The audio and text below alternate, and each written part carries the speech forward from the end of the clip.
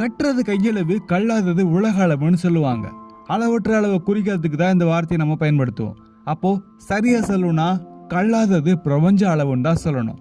நம்ம பிரபஞ்சத்துடைய ஒட்டுமொத்த அளவு எவ்வளவா இருக்கும்?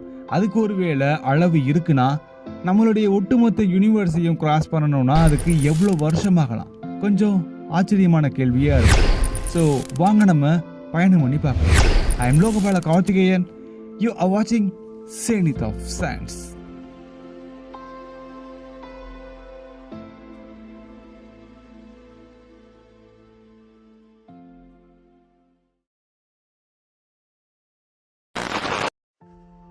நம்ம இப்போதைக்கு டெக்னாலஜியை வச்சு அல்லது கோட்பாடாளோட நம்ம பார்க்கக்கூடிய இந்த யூனிவர்ஸ் எப்படி இருக்கோ அப்படிங்கிறத நம்ம பூமியை மையமாக வச்சு தான் பார்த்துட்டு இருக்கோம்.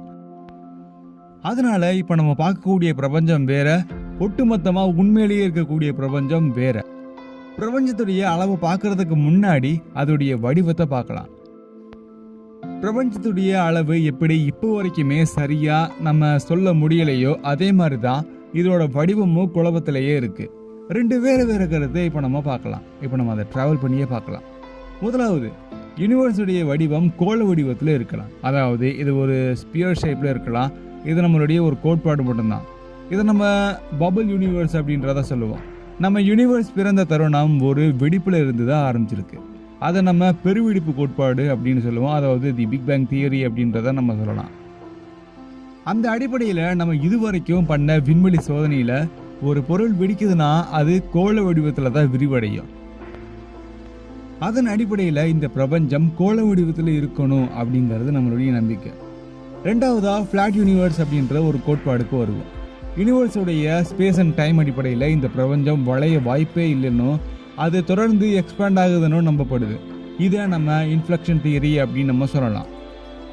இதன் அடிப்படையில் யூனிவர்ஸ் உருவாக காரணம் வெடிப்பு இல்லை, இது வெறும் விரிவாக்கம் மட்டும்தான். ஆனால் பலருடைய நம்பிக்கை முதலாவது தான்.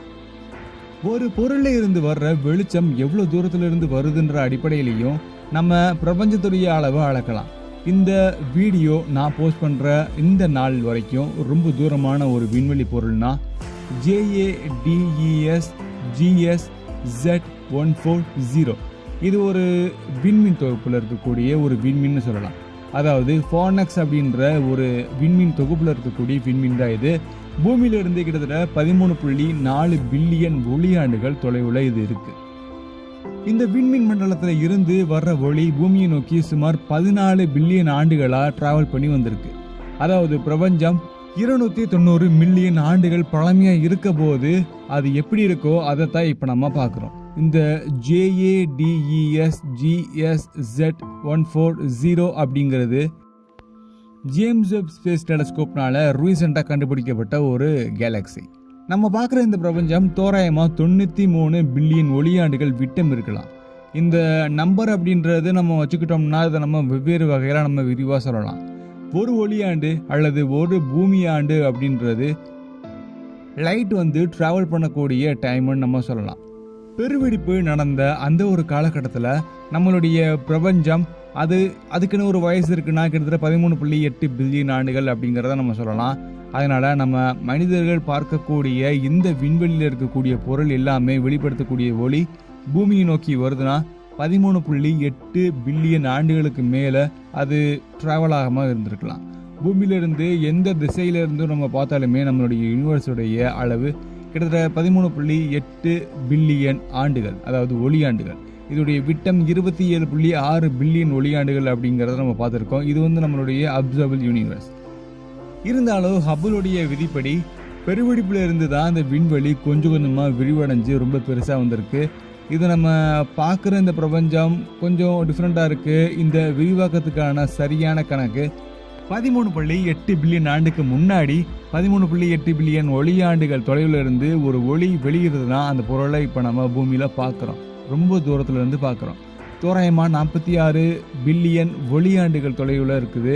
இதுக்கான சரியான அர்த்தம், பூமியிலிருந்து எந்த ஒரு டைரக்ஷனில் நம்ம பார்த்தாலுமே பிரபஞ்சம் 46 பில்லியன் ஒளியாண்டுகள் இருக்கும்.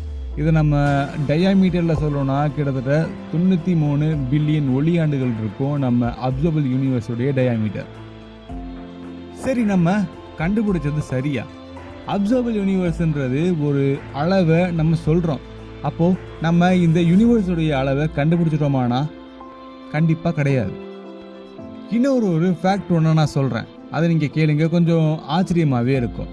நம்மளுடைய யூனிவர்ஸ் ரொம்ப வேகமாகவே எக்ஸ்பேண்ட் ஆகுது. தோராயமாக ஒளியோட வேகத்துக்கு விரிவடையுதுன்னு நம்ம சொல்லலாம். ஒளியை விட ரொம்ப வேகமாகவே போகுது அப்படின்னு சொல்லுவாங்க. ஆனால் நம்ம ஒளியோட வேகத்தை மட்டுமே எடுத்துப்போம். ஒளி ஒரு செகண்டுக்கு சுமார் 3 லட்சம் கிலோமீட்டர் வேகத்துக்கு போகுது. அதாவது நீங்கள் ஒரு சொடக்கு போட்டிங்கன்னா அந்த நேரத்தில் ஒரு லைட் 3 லட்சம் கிலோமீட்டரை தாண்டி போயிருக்கும். அதை அப்படியே நம்ம இந்த பிரபஞ்சத்துடைய இந்த விரிவாக்கம் இருக்கு இல்லையா, இதோட நம்ம கம்பேர் பண்ணி பார்க்கலாம். நீங்கள் செலவழிக்கிற ஒவ்வொரு நொடிக்கும் உங்களுக்கு கிடைக்கிற மதிப்பு தப்பாக தான் இருக்கும். அதனால நம்ம யூனிவர்ஸுடைய அளவு இப்போதைக்கு நம்ம இன்ஃபினிட்டின்னு சொல்லுவோம். இவ்வளோ வேகமாக இந்த பிரபஞ்சத்தை விரிவடைய வைக்கிறது கண்ணுக்கு தெரியாத டார்க் மேட்டர் தான். சரி, இப்போ நம்ம எட்வர்ட் ஹப்பிளுடைய பாதையில் மறுபடியும் பயணத்தை ஆரம்பிக்கலாம். எட்வர்ட் ஹப்பிள் சிஎம்பி மூலியமா பிரபஞ்சத்தில் நடந்த வேக மாற்றத்தை கவனிச்சாரு. அங்கிருந்து தான் இந்த கோட்பாடு ஆரம்பிச்சிருக்கு. அப்போ இருந்து இப்போ வரைக்குமே நம்ம பிரபஞ்சத்துடைய சரியான விரிவடைகிற வேகமாக இருக்கட்டும், அதோடைய எல்லையும் நம்ம கண்டுபிடிக்கவே முடியல. ஒருவேளை வருங்காலத்தில் அது சாத்தியமாகும் நம்பலாம். அடுத்த ஒரு விண்வெளி பயணத்தில் சேர்ந்தே பயணிக்கலாம். பாய்.